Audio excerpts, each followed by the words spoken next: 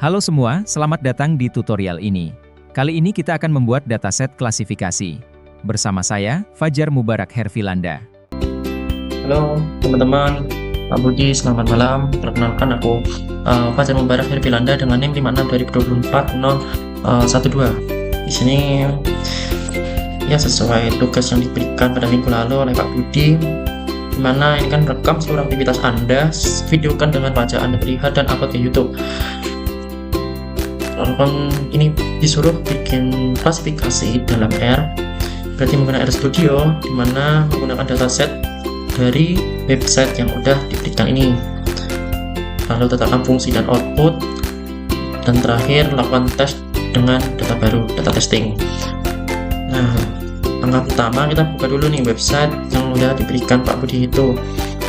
Nah, di website ini tersedia banyak dataset. Kalian bisa pilih nih, kalian mau pakai yang mana. Kalau aku di sini ambil dataset QRIS, dataset bunga, karena yang paling gampang dan paling umum, dan setauku ini dulu waktu SPD juga pernah pakai dataset ini. Kalau kalian bisa download, sini aku udah siapin ya datanya. Dan oke, lanjut kita langsung ke langkah-langkah ke RStudio untuk bikin klasifikasinya.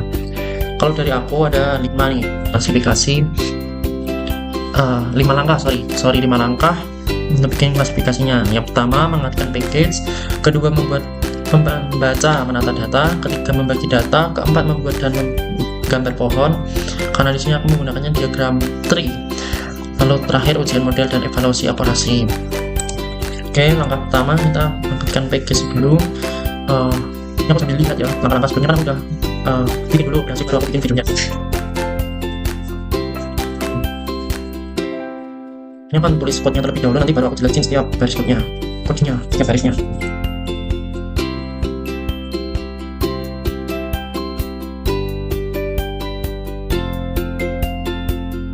Nah, malah package ini aku menggunakan dua. Di belakang.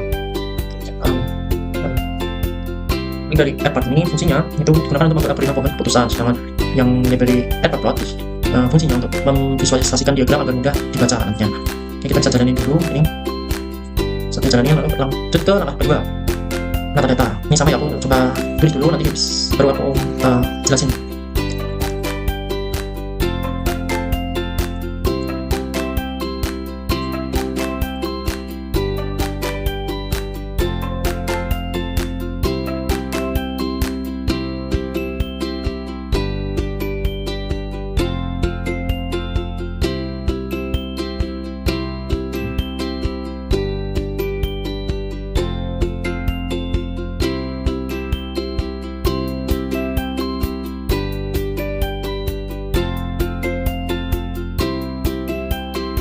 Jadi pada file ini berfungsi untuk menaruh dataset yang tergantung kalian ya, masing-masing kalian taruhnya di mana. Tapi pas waktu tutorial itu kan bisa, dari bagian sini tuh bisa copy paste link ini, misal link mana, link ininya. Nah, tadi pas aku coba itu error terus, gak tau sih. Ini pas tutorial tuh bisa, jadi mungkin aku cari tahu dulu atau enggak, besok aku tanyain ke Pak Budi kenapa errornya. Ini kita jalanin dulu. Error. Oh, baru saya.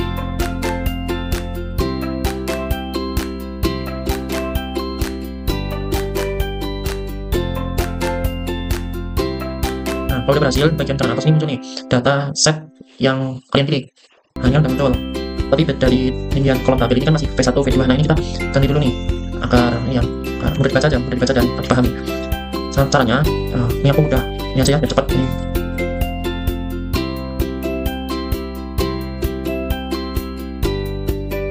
Kalau udah diganti semua terus, nah tanya kan datanya rapi. Lalu lanjut ke langkah ke-3, mau membagi data. Nah, data ini sama ya, nanti aku tulis dulu code-nya, nanti baru aku jelasin satu-satu.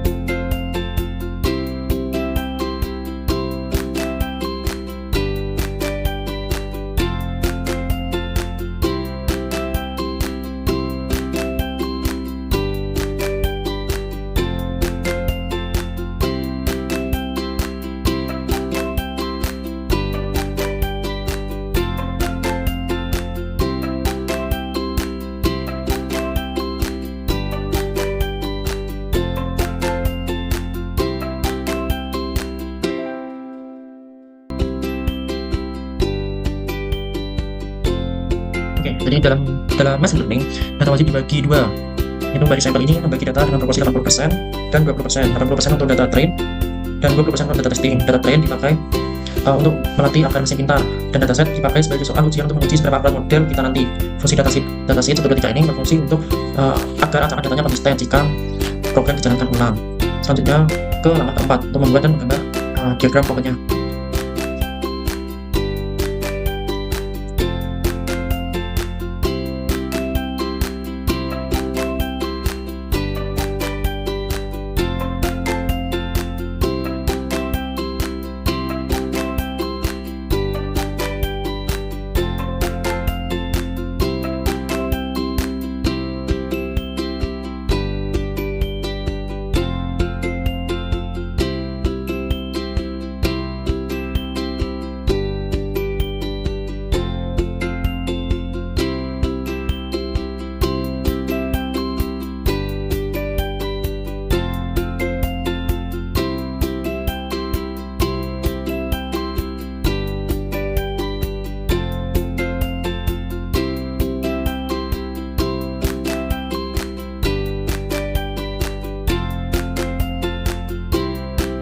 Berhasil. Yang keempat tadi penjelasannya di sinilah proses pembuatan modelnya. Rumus spesies, ada tanda ini titik koma, artinya kita ingin memprediksi target spesies berdasarkan semua kolom fitur yang ada. Tanda titik melambangkan semua kolom lain. Kita gunakan metode class karena ini adalah kasus klasifikasi kategori bunga. Lalu perintah ini melanjutkan grafik pohon keputusan di layar kanan bawah. Cara membacanya mudah, atau pertamanya dipilih dari petal length. Petal length jika di bawah 2,5, jika kriteria itu terpenuhi, maka bunga tersebut 100% adalah spesies iris sentosa. Lalu kita lanjut ke langkah ke-5, ujian model dan evaluasi operasi. Ini kali kita akan melakukan prediksi.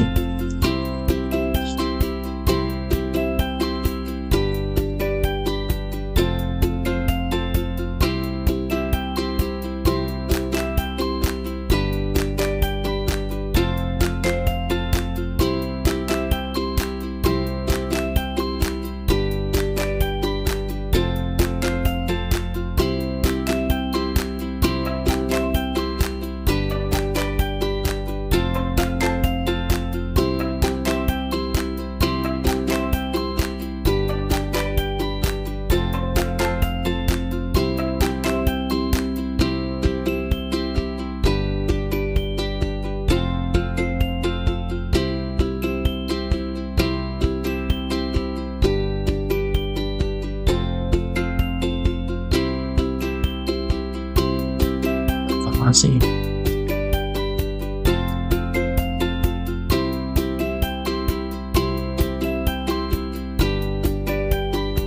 Terakhir kita menguji model kita menggunakan data ujian lewat fungsi predik. Untuk melihat hasilnya, kita menciptakan Bayesian matrix tabel evaluasi di bawah. Berdasarkan tabel tersebut, model kita berhasil menebak 11 bunga sentosa dengan benar 7 bunga versicolor dengan benar, 2 salah tebak, dan 9 bunga virginica dengan benar.